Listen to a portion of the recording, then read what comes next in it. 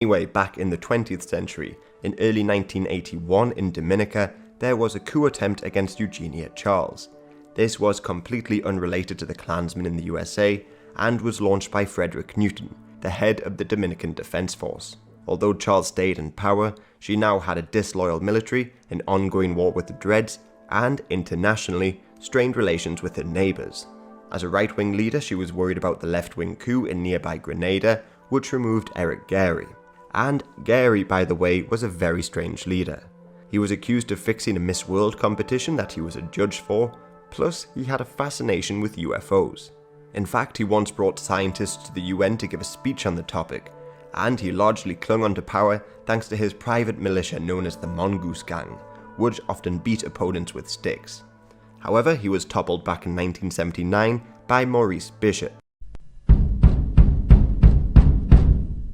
In 1974, Grenada got their independence from the UK, but remained part of the Commonwealth. Before independence, two parties dominated politics, the Conservative National Party and the left-leaning Labour Party. But the Labour Party under Eric Gairy had created the Mongoose Gang, a militia used to silence opposition.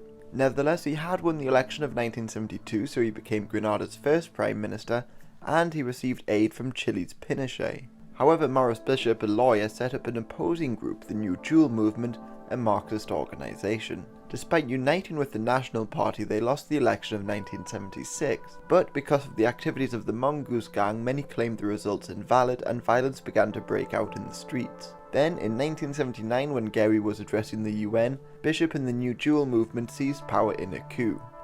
Who, as a socialist, established good relations with Cuba and the likes. So, the Klansmen and neo-Nazis therefore looked to topple this new socialist government of Grenada. But, with Cuban aid and a reasonably large army, this proved to be too much of a leap. So they looked elsewhere and settled on Dominica, which only had a defense force of around 100 people, and a number of anti-government groups.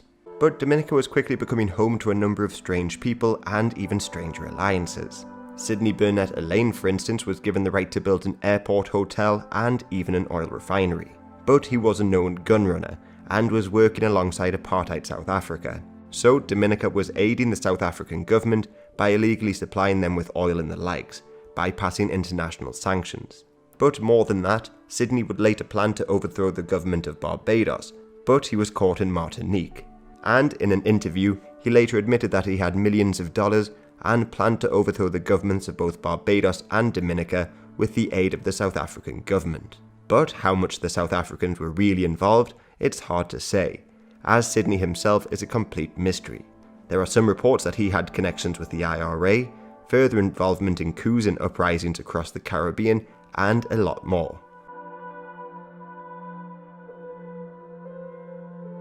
Bishop banned all other parties, suspended the constitution, cracked down on opposition, and created the People's Revolutionary Army, the largest army in the region. But Bishop was still popular because, amongst other things, he granted rights to women and workers, and improved the country's healthcare. Plus, he remained part of the Commonwealth, and despite their disagreements, he kept Paul Schoon as Governor General. Otherwise, he aligned Grenada with the Soviet Union and Cuba, and in return they helped build a large airport on the island. This airport worried America's Ronald Reagan because he believed it would be used by Soviet military aircraft. However, in October 1983, a faction within the New Jewel movement, led by Deputy Prime Minister Bernard Cord, demanded that Bishop either step down or share power with them. Bishop refused, so Cord placed him under house arrest. So Governor General Paul Schoon began seeking help from the United States and other Caribbean nations, so he too was placed under house arrest. Meanwhile, a large crowd demonstrated in the streets and freed Bishop. He fled to the Fort Rupert Army barracks, but after a firefight he was captured and executed on the 19th of October. By now the country was in uproar, so Hudson Austin, head of the army, forced Cord to step aside and formed a military government. To restore order, he announced a 4-day curfew, threatening to shoot anybody who left their homes. However, Schoon's appeal for help had been heard by the Conservative Prime Minister of Dominica, Eugenia Charles. She was then chair of the Organization of Eastern Caribbean States, and in turn she got support from the equally conservative Prime Minister of Barbados, Tom Adams,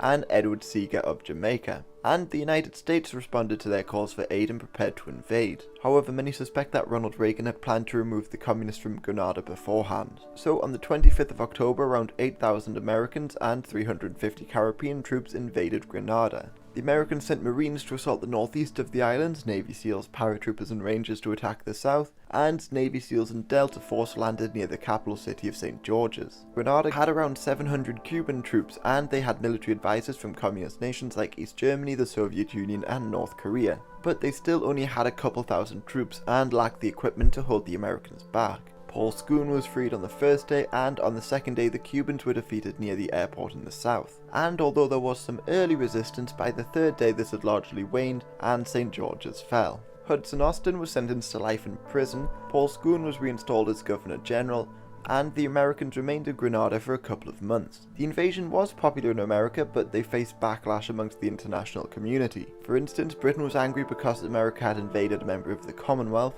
plus the United Nations overwhelmingly opposed America's actions. In November they voted 108-9 against the invasion, and many nations like Trinidad and Tobago said America acted illegally.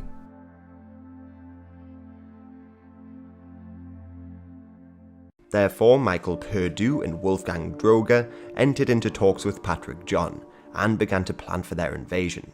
Perdue was a former Marine who had been kicked out of the army, but began to embellish stories of his war heroics, while Wolfgang was a German-born Canadian neo-Nazi who would later set up the group Heritage Front. These two got support from David Duke, the Grand Wizard of the KKK, who provided them with names of potential soldiers for their mercenary army. Then they needed to gather arms and finances. To do so, they set up a company called Nautic Enterprises, which was a front to collect funds from across North America. In the end, they collected a number of shotguns and assault rifles, and thousands of rounds of ammunition. But the number of men involved in the invasion would just be over a dozen or so, and they'd be divided into 3 teams. One team was tasked with seizing the police station, another team would take the prison, and the third would take smaller installations around the capital. They would then gain the support of the Defense Force, kill Eugenia, and reinstall John back in power. Now this may seem like far too few people to take over an entire country, and you'd be right. This is when the Dreads come back into play, because it is widely believed that Algernon Maffei, one of the leaders of the Dreads, had some ties with Perdue and would rise up during the invasion. After the plot was foiled, Maffei was put on trial and confessed to this, but earlier in the year, after the first failed coup, there was an increase in clashes between the Dreads and government forces, and a number of people were killed. So it is believed that Maffei may have confessed to involvement in the plot in order to get off other charges. However, and again this is all speculation, but their involvement does make some degree of sense. After all, they made their money from the drug trade, something the neo-Nazis wanted to essentially base the country's economy on. Plus they hated the government, and a lot of them were being killed. So a Nazi-Rastafarian alliance wasn't out of the question, but it's again very dubious. Otherwise, some in the Dominican Defense Force like Captain Malcolm Reed was involved in the plot and wanted to bring back John into power. While over in America, there are a number of people who have been accused of knowing about the plot. This includes Texas Governor John Connally, and more famously, Ron Paul. Now, accusing Ron Paul of knowing about this plot could have been a ploy by the neo-Nazis during their trial. But, looking at Paul, there may be some truth to it. This is because he has been pictured with Don Black, and there are further connections between Ron Paul and these people. But I must stress, this is all just speculative, and it could well all mean nothing, so I'll leave it there. Anyway, in Dominica, Eugenia Charles was made aware of the plot and arrested John in March 1981, and then she declared martial law. So during that year's carnival, the bands had to stop playing at 8 PM, and this just worsened tensions with the Dreads. However, the Americans still pushed forward with the invasion the following month. In late April, Perdue was about to set sail from Baton Rouge with a dozen or so men, but they never got onto the boat. This is because they approached a former soldier, Michael S. Howell, to borrow his vessel, but he quickly just alerted the authorities. So the Bureau of Alcohol, Tobacco and Firearms had been following the men for the previous year, and some even infiltrated the group. So just before the men were about to board, the authorities sprung their trap and caught them all red-handed, armed to the teeth, and with a Nazi flag they hoped to fly on their ship. 10 men were put on trial and all of them were found guilty of violating the Neutrality Act. So they were sentenced to 3 years in prison, which, all things considered, seems incredibly short. One of the plotters, Don Black, apparently took programming courses in prison, which he put to use on his release when he created the Stormfront website. While over in Dominica, Patrick John was sentenced to 12 years for treason, but he only served 5 years, and on his release, he got involved with his country's football association. So, as you'd probably expect, he was one of the many people who took bribes from the Qataris back in 2011. Therefore, the plot to take over Dominica and turn it into a drug haven for neo-Nazis ended in failure. It was in fact mocked by the press, who dubbed it the Bayou of Pigs. But there was a Bayou of Pigs 2 just 5 years later. This time, a group of would-be mercenaries looked to overthrow the government of Suriname, which was then Marxist. And according to the plotters, they received money from Dutch banks. After all, the country used to be a Dutch colony. But again, this could well just be complete fiction. And this leaves me with the question today: can you think of any other strange attempts to overthrow a country or invade? Leave them in the comments below. In 1979, the Prime Minister of Dominica, Patrick John, was forced to resign, but the strangest group of people met to try and bring him back into power. As the Washington Times described, the coup forged some odd alliances. It united right-wing North Americans and Caribbean leftists, white nationalists and black revolutionaries, first world capitalists and third world socialists. This is because inside Dominica there was a sort of internal war against the Rastafarians known as the Dreads there. So, as the Rastafarians were chased into the jungles, they began to plot to overthrow the government, and it's believed that they would help in this coup. While over in North America, neo-Nazis and Klansmen agreed to help John in coming back to power. They filled a boat with weapons and were prepared to set sail and capture the country. This means Rastafarians and Klansmen could well have been fighting on the same side. And among the neo-Nazis there was Don Black, the founder of Stormfront, David Duke, the Grand Wizard of the KKK, and allegedly some US politicians like Ron Paul, who were accused of knowing about the plot when it all ended in failure. In return for their help, John would have given these neo-Nazis a free hand in turning his country into a haven for casinos, drug dealing and the likes. This was Operation Red Dog, a neo-Nazi plot to turn a Caribbean island into their playground. But just before I move on, I should bring up Atlas VPN as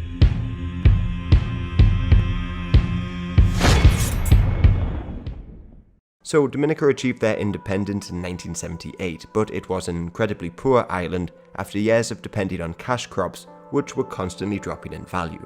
Patrick John was the leader of Dominica during their independence movement, as he was the premier beforehand. But during his time as premier, John turned his attention to persecuting the growing Rastafarian community in his country, which he labelled as a cult. To do so, he passed the Dread Act, which banned anyone from having dreadlocks, and those who kept them could be arrested without a warrant, and some were even killed.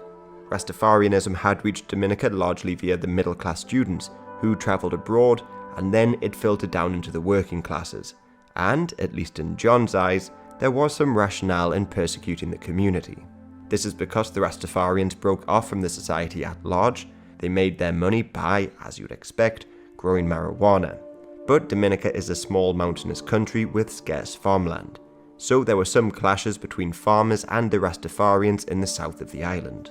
Plus, as some of their members advocated violent action in the name of Black Power, there were reports of tourists also being attacked by them. This led to guidebooks warning against people visiting the country, and a drop in the number of tourists again hurt the economy because it depended on it so much. In the words of John, "We Dominicans have never known ourselves as a violent people, and the new trend in our society is without doubt the handiwork of a few degenerate leaders who see themselves as the architects of a new society, projecting new standards, cultures unacceptable to the majority of Dominican people." So the Dread Act was passed, Rastafarians were rounded up in prisons, many of them forcibly had their hair cut, and, as I mentioned before, some of them were even killed. While those who weren't, and who wished to maintain their dreads and way of life, retreated deep into the forests. Between 1975 and 1981, there were a few gun battles between the police and the Rastafarians, which left a number of people dead. This, however, was largely welcomed in Dominica, as it helped John win the election of 1975. As for John, he continued to make money by selling off land to foreign businesses, one of which was Don Pearson, a Texan businessman and founder of many pirate radio stations off the coast of England. But also, one of his major ambitions was to create free ports in Caribbean countries like Haiti and Dominica. So eventually, the Dominicans turned on John and he was forced to resign in 1979. Then life became worse for the people, as huge hurricanes left thousands without homes and unemployed. Eugenia Charles, the more right-wing politician, was elected in the aftermath, but she, like all Caribbean leaders, ruled in what seemed like a sort of Wild West. For instance, ever since the Cuban Revolution removed the mafia from their country, they had been searching for a new island to call home. The Bahamas had proved to be a popular spot, but mafia money seems to have been funding political movements around the region. Otherwise, various socialist groups were gaining in popularity, while there were also more right-wing leaders like Eugenia Charles, who in fact would later support the American invasion of Grenada. So there were right-wing leaders fighting the socialists, different sorts of black power groups across the island, American companies, and a great deal more. But the Caribbean has always attracted these varied groups. After all, going back throughout history, there were pirates, runaway slave communities, banana republics, and private American citizens have sporadically popped up hoping to annex a couple islands for themselves. These private American citizens, by the way, are called filibusters, and they would often look to expand into Central America and the Caribbean throughout the 19th and even early 20th century. Some fought for the fruit companies during the Banana Wars, while others, like William Walker, were successful in taking over Nicaragua, albeit very temporarily. Otherwise, Southern Americans in particular hoped to take a few Caribbean islands and bring them into the United States in order to increase the number of slave states in the Senate. The most famous group was the Knights of the Golden Circle, who were sort of Confederates before the Confederacy. And their planned nation, the Golden Circle, planned to unite the entire Caribbean region with the southern states. These Southerners would go on to support Narcisco Lopez, a Venezuelan supporter of slavery, in his failed attempt to seize Spanish Cuba. So, going back to the 19th century, right-wing Americans looked for opportunities in the Caribbean, something that would be repeated in the 1980s.